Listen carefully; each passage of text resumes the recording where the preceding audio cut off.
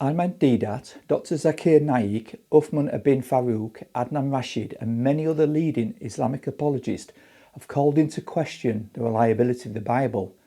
Most Muslims take that claim at face value.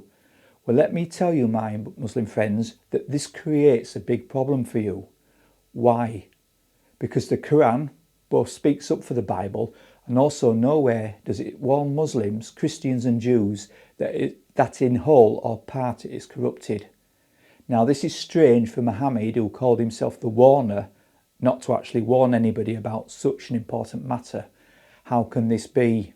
There are two ways that these apologists try to get around it. First was that the Bible has been corrupted since the time of Muhammad.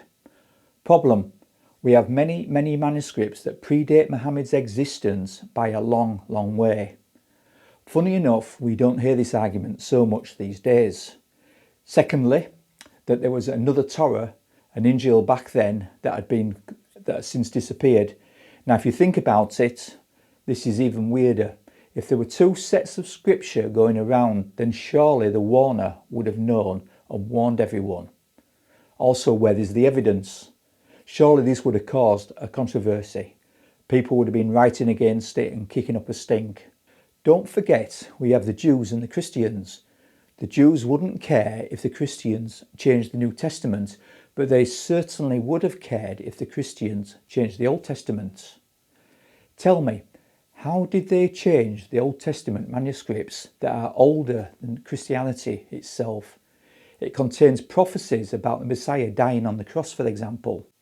So you see, Islam has what we call a dilemma. First, the Quran says that the Bible can be trusted. Then it says that Jesus is not God and that he did not die and that he didn't rise from the dead because he wasn't dead. This is illogical as me saying that everything I say is a lie. If everything I say is a lie, then that statement is a lie, so I must be telling the truth. But if I'm telling the truth, then that statement must be true, so not everything I say is a lie.